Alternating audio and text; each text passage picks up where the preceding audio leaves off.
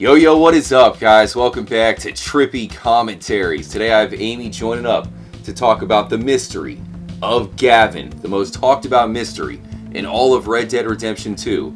You can find some dude named Nigel, and he's on the lookout for his friend Gavin. And you can find him everywhere, man. I think you can see Nigel in basically every town in the game. So we do have Amy joining up. What is happening, Amy? Thanks for joining up for another episode. Hey everybody, what's happening? I'm excited to get into the episode today. We have to discuss one of the biggest mysteries in Red Dead Redemption 2 is where is Gavin? Yeah, it's basically a meme at this point, but truthfully, I think we all want to find Gavin. Now, there's a couple very popular theories that we'll get to in today's episode, but let's go ahead and start off by talking to Gavin's friend. So the most popular theory of all, Amy, is that this guy is going through some sort of memory loss issues, or he has split personality disorder. In other words, this is Gavin. Nigel is Gavin, and Gavin is Nigel. What's your take on that? He could possibly have Alzheimer's, is my thinking there. Or he has some sort of a mental illness. Maybe Gavin doesn't exist. He's imaginary. He's someone he's created in his own head. Now, unlike the missing Princess IKZ, there is no Gavin in the game code. You would think if they have Princess Isabeau, then there should be Gavin as well. He does not exist. So we're going to loot him and see what's in his pocket. What do you have, Nigel? A letter to Nigel from Tom, and that's it. Doesn't even have 15 cents on him. Letter to Nigel from Tom. Dear Nigel, I was so happy to hear from you. I cannot believe it, mate. My two friends, you and Gavin. Okay, so right off the bat, that seems to depict that there's two different friends, right? It should be Nigel and Gavin. Boys I grew up with, now real rich and successful cowboys in America. We know that's not true. That's incredible news. Well done, mate. Seriously, well done. I knew you and Gavin would find success over there. I mean, it stands to reason. A pair of boys from little old Maidenhead, Berkshire, now successful over in America. Oh, shnikes, dude. Okay, apparently Nigel is pissed. He's running. We can't let him get away. Okay, I grabbed TNT. I meant to grab the rope. That would have been terrible. Come back. I recaptured Nigel.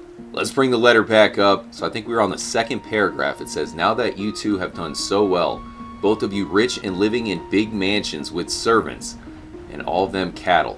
I remember when the height of your ambition was pretending you were a Londoner and seeing if you fooled those Scotch boys we met by the barracks.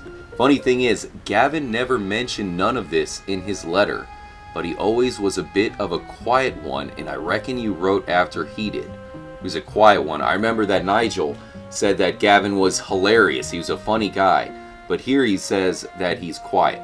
Either way, I am made up for the pair of you. Made up, cowboys, millionaires, we miss you. Again, this is an obvious lie. Especially your mom, since your dad passed on, but she told me she was so proud of you. Even Gavin's ma was happy. So that's two different ma's. She said her usual piece about not thinking you had it in you, but she smiled and said she knew her boy would see sense or make sense of something eventually. Berkshire forever, your pal Tom. P.S. I saw that bloke Brian Gold the other day in the market. He said some real odd things about you, which I said weren't true. Bet he's laughing on the other side of his face now. Man, I don't know what to think of that. To me, it sounds like Gavin, Nigel, and Tom, are three different people. I feel like this debunks that Nigel has made up Gavin, as Tom knows that Gavin exists as well. So this is kind of debunking the theory that Nigel has just made up Gavin. So what's your number one theory right now? I know, again, the most popular thing is that Nigel is Gavin, but I still am not so sure about that. I mean, it definitely could be some sort of mental illness, but it's certainly very confusing. I feel like Rockstar just added Nigel into the game to confuse us. There never really was a Gavin, or there was a Gavin and it's cut content, and they've just left it here so we can find it, and it baffles us.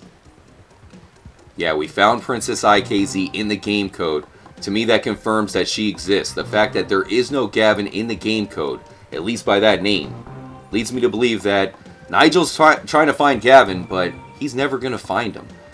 My theory is that Gavin will probably come in the future, maybe even the next Rockstar game. Perhaps Grand Theft Auto 6 will have Gavin, or maybe even Red Dead Redemption 3.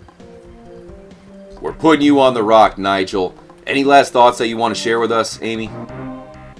Another idea that I've come up with is that Gavin has died, and this guy is mentally ill, and he hasn't been able to process this, so he thinks that Gavin is actually just lost, because he cannot come to terms the fact that his best friend is dead. Yeah, I could see that. Now, my other theory, with all the different names in this game, you have John Marston going by Jim Milton. A lot of characters change their name. So I believe that Gavin is potentially Trelawney. He's the character that makes the most sense. He fits the description. And you gotta say, Trelawney is very mysterious. He's the only member of the Dutch Vanderlyn gang who's allowed to come and go as he pleases. So maybe it wouldn't make the most sense, but I think that my best theory, as far as a character that could really be Gavin, would have to be Trelawney. But again, let us know what you think in the comments section below. Huge shout out to Amy. I've been wanting to ask her about Gavin for a while. It's just one of those mysteries that people are always blowing me up about, and I feel like, there's got to be a conclusive ending. It's just another one of those mysteries that Rockstar is just throwing in our face. So I believe it can be solved. Much love, Amy. Make sure to subscribe to her channel. I'll have a link in the description. Thanks again for joining up, Amy. I've had a fun time here. Thanks for having me, RJ. Always have the best time filming with you, and much love to the community. Stay tuned. We got more videos and a huge live stream on the way. And as always, take it away, Amy. Make sure to stay trippy. Yes. Y'all come back now, you hear?